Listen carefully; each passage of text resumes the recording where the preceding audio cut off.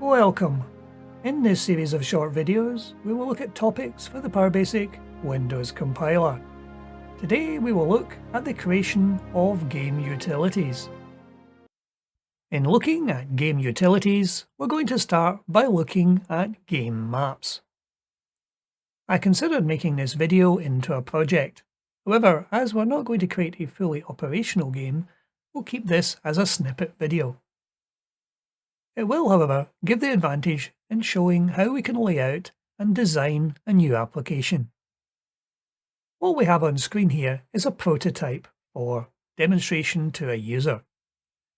This screen has all the controls on it the eventual application is going to have. We have a list of 3 buttons, 2 of which are initially deactivated. We have 2 graphics controls, both labelled World Map, a smaller world map and a larger world map. And as you will see from the 2 labels on screen, we're keeping track of current turns and current rulers. So this is going to be a turn-based game. In designing an application, it's sometimes very useful to prototype what the application is going to look like, so you can discuss it with the user to make sure you fully understood their requirements. So what this application is going to be doing is we're going to allow a user to click on the smaller world map graphics control. This will allow them to select a world map from disk. It will be loaded into the graphics control and displayed to the user. After that point, it will then be interrogated by the application. The map will contain both sea and land areas, and this will be displayed in a larger format in the large graphics control labelled World Map. So let's do the first task to allow the user to select the initial world map.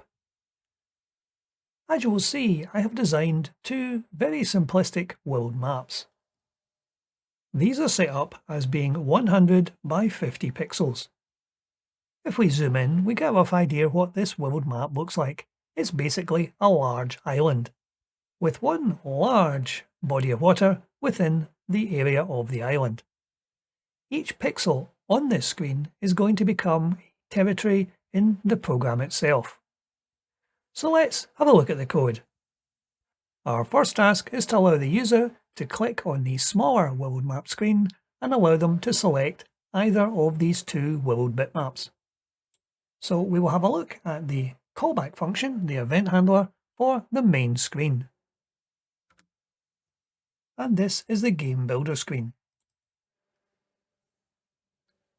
If we have a look in here, we'll see we've created already a number of variables to allow us to control what the user is doing.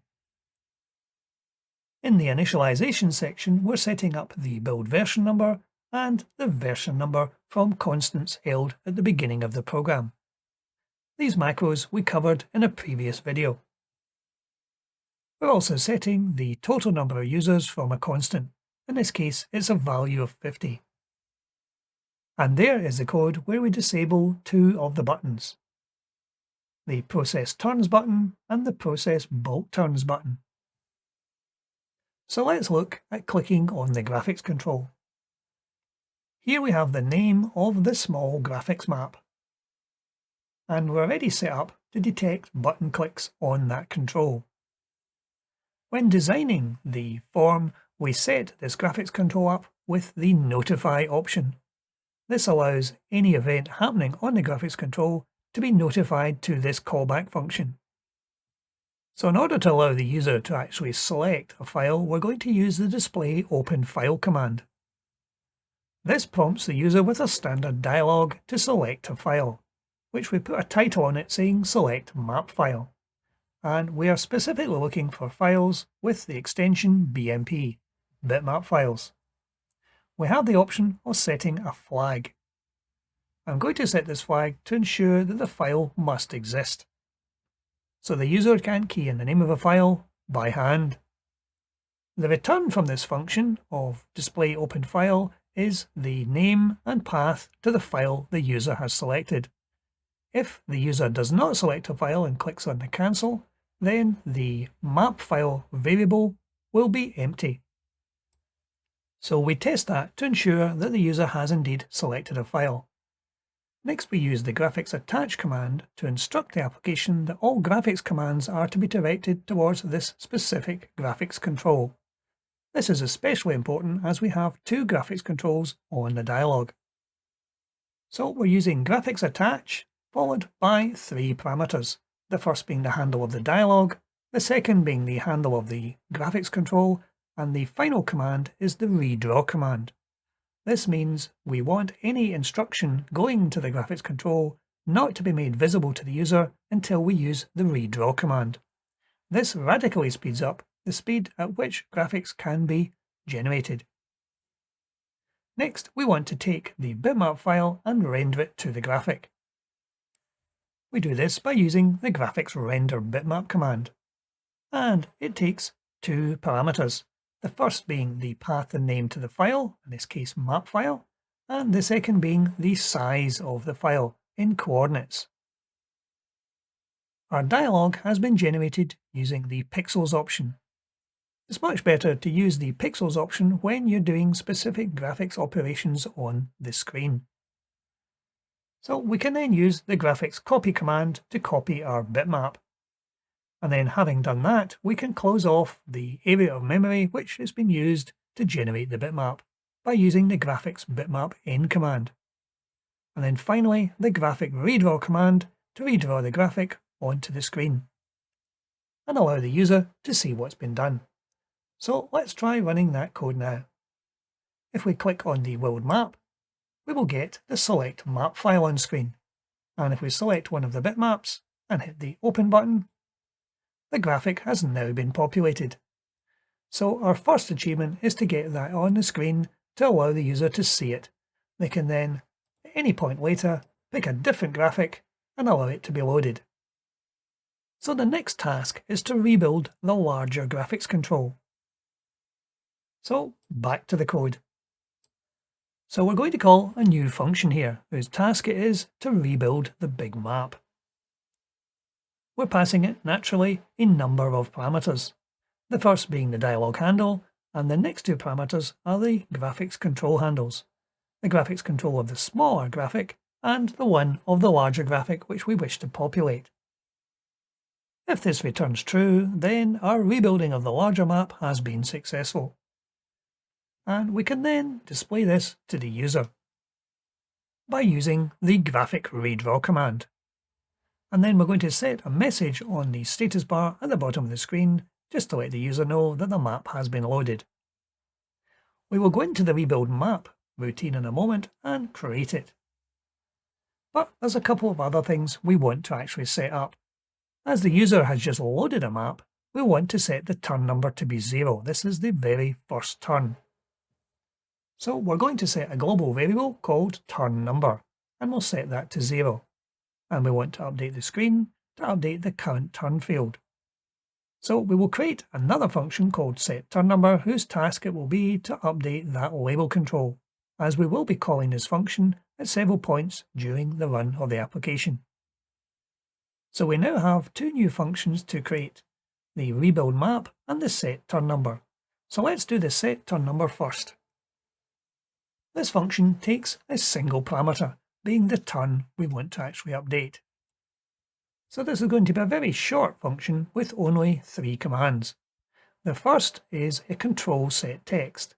This is to set the text on the particular text box to the value we have been passed in on the parameters list. Next, we're going to use a control redraw command to force Windows to redraw the value within that control immediately. And then we're going to set the global turn number to be the value passed in on the parameters list. The reason we're using a control redraw rather than waiting for Windows to redraw the control itself is that part of this application will be running in a loop, running through a large number of turns one after another, and we want the turn number to keep track as the application runs. So having populated that function, let's now go and create the rebuild map function. This is the function that's going to load the graphics control from the smaller graphics control. As you can see, it's taking in the 3 parameters, the dialog handle and the handles of both of the graphics controls. So there are going to be 3 new functions called within this function. The first is to load an array of data from the first graphics control. And we'll call that function load map array. So the first thing the rebuild map function is going to do is to load data into an array. This will be the map array. So before we go any further, let's go and create this new function. And there are our 3 parameters: the dialog handle, the reference to the map array, and the handle of the small graphics control. So we're going to step through each of the pixels within our graphics control, get the value of that pixel, and determine whether this is going to be C or is it going to be land.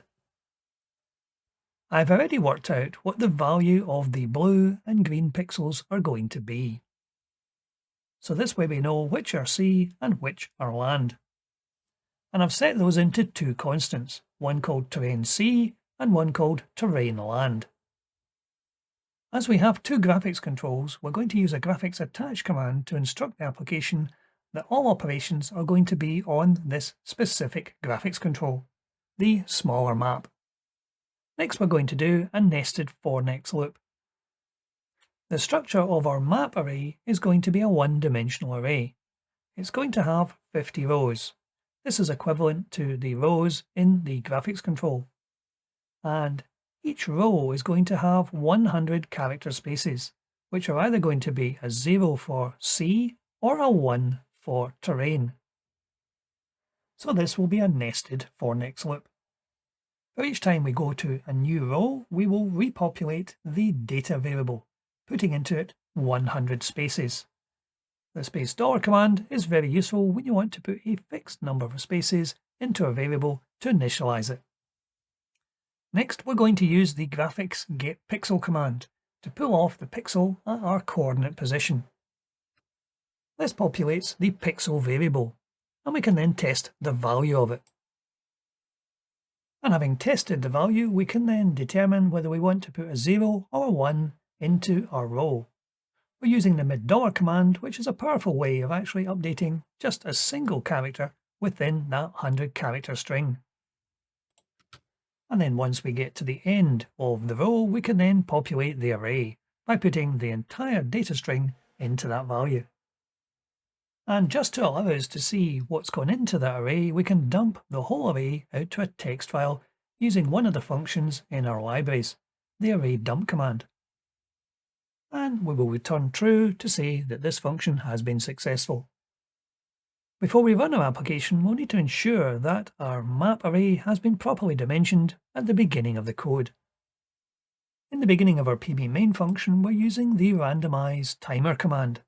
This allows us to use a pseudo-random number generator, which we will need later on in the program. So let's go and prepare our array. So we're using the redim command to dimension our map array to be a value of 50. 50 is the value held in the map height constant, allowing us 50 rows in each map. So let's try running our application now. So we can select our world map, and let's have a look to see if the array file has been created. And there we have array.txt. If we open that up, we will see it is all ones and zeros. And this is the equivalent to what we have on our map. So we have successfully selected a map and loaded data into it.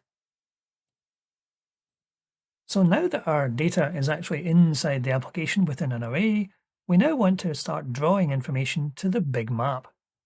So we'll need to use another graphics attach command to instruct the application that all new graphics commands are going towards the large graphics control. Now we need to draw the information onto this terrain map. So we'll do that in a new function. We'll call that drawTerrainMap.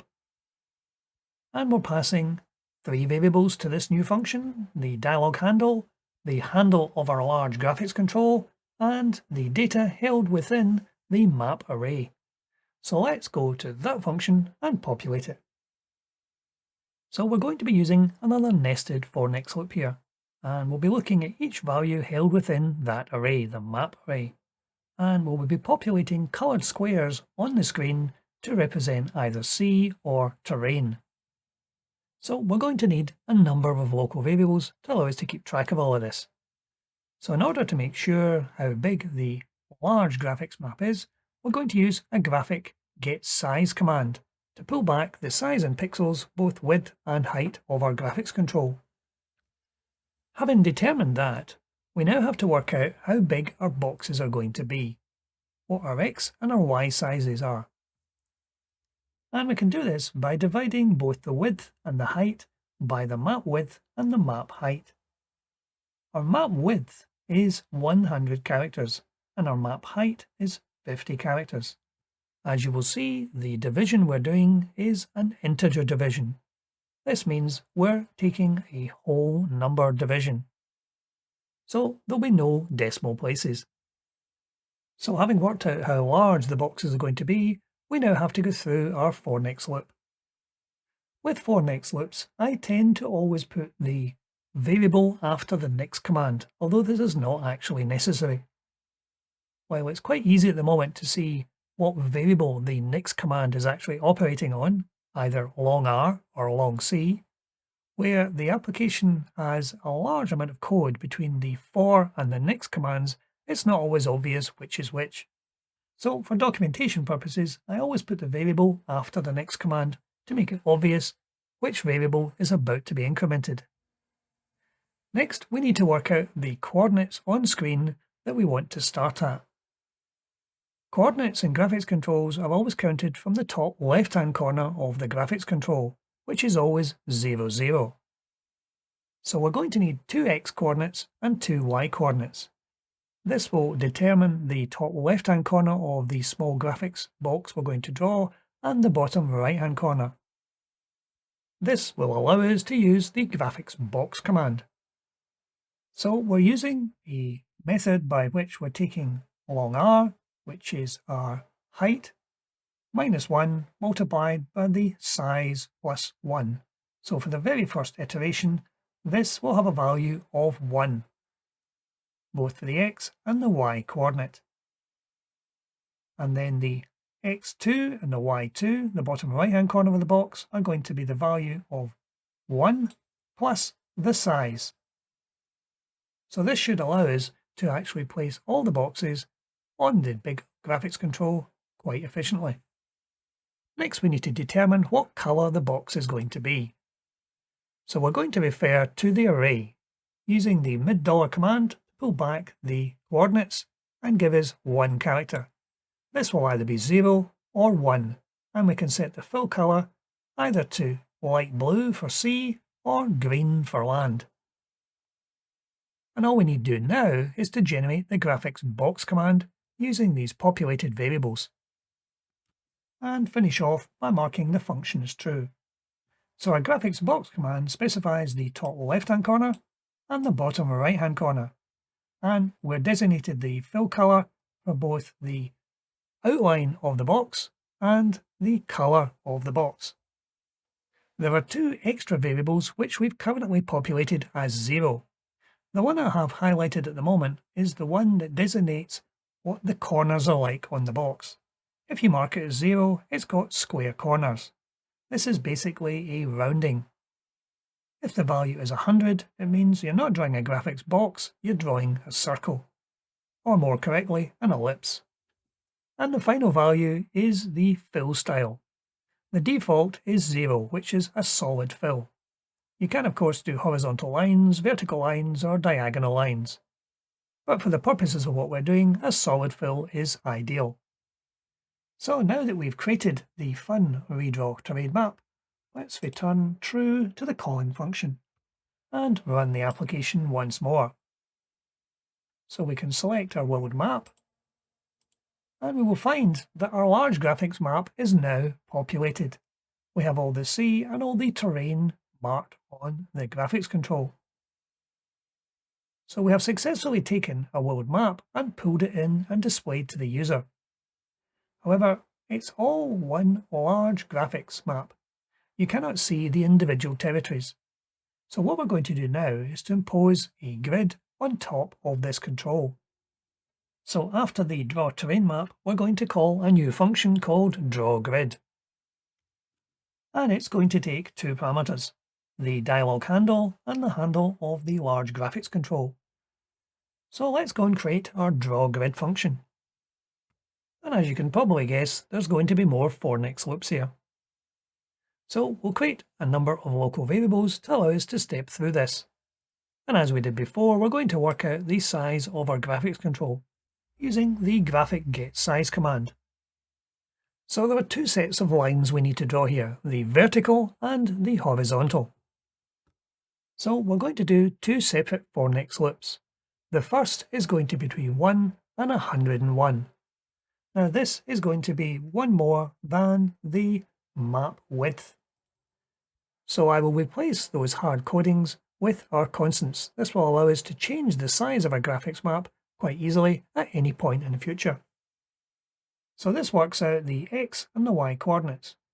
And we're using the graphics line command to draw a straight line from the top of the screen to the bottom of the screen in a colour which we're designating as black. If we try running that code as it stands, we can load our map and it will display on screen and we will have the vertical lines. So all we need to do now is to do the for next loop for the horizontal lines, which is taking exactly the same approach. There are of course a number of different ways of generating grids on graphics controls, but if we try running this now to see if it meets our needs. And there we have our graphics control with each territory clearly shown. So in summary, what we've done today is we've taken a two-colour bitmap. We've allowed the user to load this into the application, which has populated a string array. This string array has then been used to generate a larger and more visible graphics control, where the user can see all of the terrain quite clearly. What we will do in the next array is to take this one stage further and generate computer-controlled rulers, whose task it is to run around a map and try and occupy territory. However, we'll leave that for the next video. That's it for today. Thank you for watching.